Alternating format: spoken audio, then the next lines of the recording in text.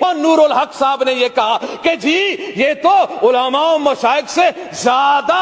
عاشق رسول ہے عمران خان. میں نے کہا اتنا بڑا عاشق رسول منت میں کروں کہ گستاخ کو نکالو, منت سماجت ہم کریں, ہاں خون ہم بہائیں, زخمی ہمارے لوگ ہو, پریشان ہم لوگ ہو, FIR ہم پہ کاٹی جائے, مقدمات ہم پہ ہو, اور کہتا یہ ہے کہ میں عاشق رسول ہوں, میں عاشق رسول ہوں. آج اس اعداد بھائی نے کہا میں تو غازی عبد القیوم صاحب کے خاندان سے ہوں, میں اس لڑی سے ہوں. ماشاءاللہ میں نے کہا بہت اچھی بات ہے, آپ کی رگوں میں تو عاشق رسول کا خون دوڑ رہا ہے, تو ہونا تو یہ چاہیے تھا کہ جب ہم رسول اللہ کی عزت کے لیے روڈوں پہ ہم بیٹھے تھے, پرامن احتجاج کر رہے تھے, آپ کو چاہیے تھا یا تو آپ استعفیٰ لکھ کے دے دیتے رسول اللہ کی عزت کے لیے, یا تو پھر روڈوں پہ ہمارے ساتھ بھی آ کے بیٹھ جائے. ہم پہ گولیاں بھی چلائی گئی ہے, ہمارے کانوں کی قریب سے گولیاں گئی ہیں, ہمارے نوجوانوں کے ہاتھوں میں اسلحہ نہیں تھے, رسول اللہ کی عزت کی بات تھی,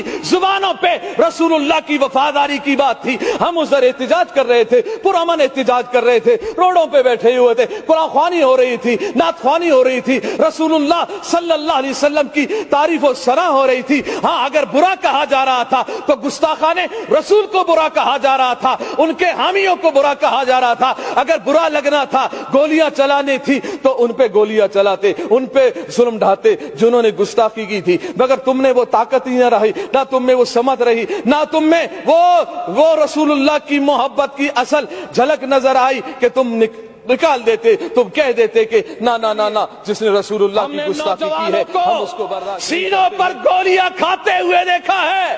مگر ہم نے ان نوجوانوں کو تاریخ سلام کرے گی, گولی سینے پہ کھانے کے بعد بھی, چوٹ بہانے کے بعد بھی, زخم برداشت کرنے کے بعد بھی ان کی آخری لبوں پر یہی بات تھی, لبیک لبیک لبیک یا رسول اللہ. اور ان کی زبانوں پر یہ بات تھی کہ یا رسول اللہ ہم نے اپنی جان تیری محبت میں, تیرے ناموس کی حفاظت میں, ختم نبوت کی حفاظت کے لیے اور اس ملک پاکستان میں نظام مصطفیٰ کو قائم کرنے کے لیے ہم نے جان دی ہے. مجھے یقین ہے انشاءاللہ ان نشستوں پر جو آپ بیٹھے ہیں, انشاءاللہ وقت آنے والا ہے کہ یہاں پر نظام مصطفیٰ کے ماننے والے ہی بیٹھے.